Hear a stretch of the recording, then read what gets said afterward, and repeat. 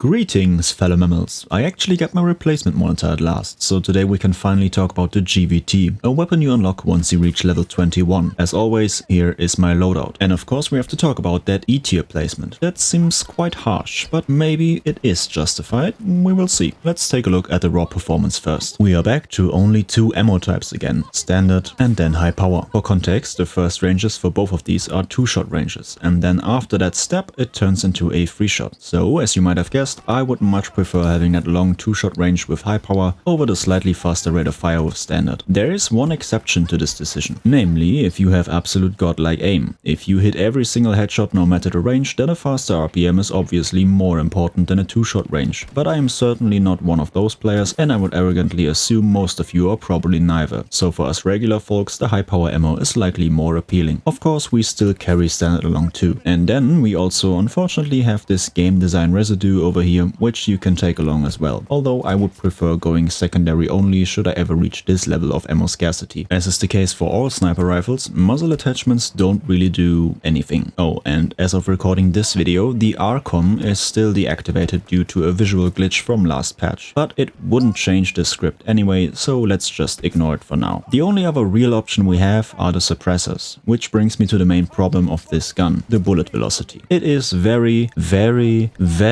low, and for the purpose of sniping, that sucks. What also sucks for sniping is not being able to one-shot to the head, and unfortunately, due to the damage reduction the 6KU suppressor comes with, that is exactly what happens to the second range if you use that one. So that is a clear no-go. That leaves us with only the wrapped, and although I love this attachment, it is not the best choice for sniping because it lowers the velocity even further. And on this weapon, that issue is even more relevant. I will take the wrapped with me, but because of the already shitty velocity that makes sniping unnecessarily hard, I refrain from using it as much as I can. And because of the other things I just talked about, for our default pick we might as well just run the default barrel. It's all pretty much useless anyway. There is one argument to be made for the Warhawk though, because different to the other muzzle attachments, this one actually reduces the muzzle flash. So I guess if everything is equally useless, this small upside is enough to warrant picking it. Warhawk in our main slot it is. Pretty bleak. Maybe the underbarrels offer a bit more. Let's see. Not too bad, but just like with the muzzle brakes, grips are also irrelevant for sniping. So what this really boils down to is the laser and the bipod. A good moment to mention that since the GVT is not in a sniper category, it lacks the ability to hold breath to stop your scope from swaying. So that is where the bipod could come in. But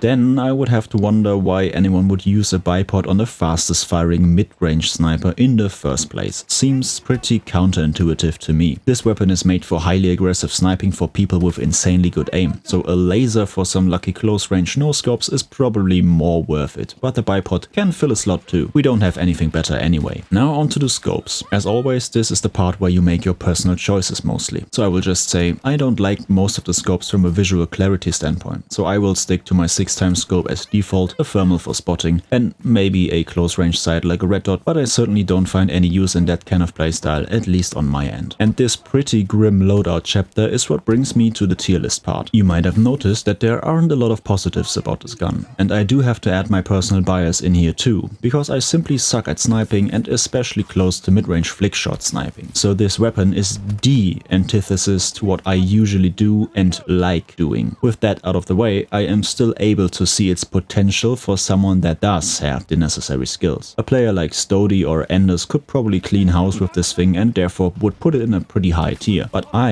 am not part of that skill range, and my intention with this series is to give a helpful baseline to regular players. That means I will grant this gun the points it deserves for what it does offer to some people, but I will focus on what it offers to most, and that is basically a sniper rifle with very bad velocity, pretty bad damage ranges, and a fire rate that, even though it is the fastest of all snipers, it is still too slow to win 90% of engagements against equally skilled players if you don't land a headshot. There will be games where you feel like you don't hit anything and you lose pretty much every single one-on-one, and then there will be those moments where you land 3 or 4 headshots in a row in a very short amount of time. At those moments, it feels great. But as you can see from the background gameplay, if you are roughly on my skill level, you will probably not have many of those. So the majority of the time, this is gonna be a pretty miserable experience. From my perspective, letting it stay in E tier is therefore perfectly fine. For people with very good aim, this should easily be an A tier if not S tier gun. So I figured since you could improve your aim to unlock the true potential of this weapon, I will rank it up to C tier as a compromise. And that will also look a bit more logical with all the other rankings in the end. I missed the times when this gun had a 20 meter one-shot body shot range. That was quite fun, although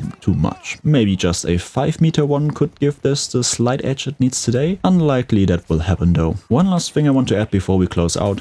Due to the animations of this gun, every time you reload, which takes quite some time, your scope will block the center of the screen. Especially with the 6x scope I picked. It's less annoying with smaller ones, but I don't like them. So I guess this is a bit on me, but to be fair, I don't think this should be an issue in the first place. Having to run sideways to see what's in front of you while reloading is a bit ridiculous. Surely they could alter the angle or do something else to make it less annoying. But that's it for today. If you enjoyed watching this horrible background gameplay for whatever reason, slap that like button. You will see more of it soon, because next in line we got the sniper rifle per se, the DXR. If you don't want to miss that, subscribe and activate the bell. I will see you then, or maybe in the patch note review. That is turning out to be a lot more work than I anticipated though, so I am not sure yet which one will release first. Either way, I will see you on the battlefield. Zorro out.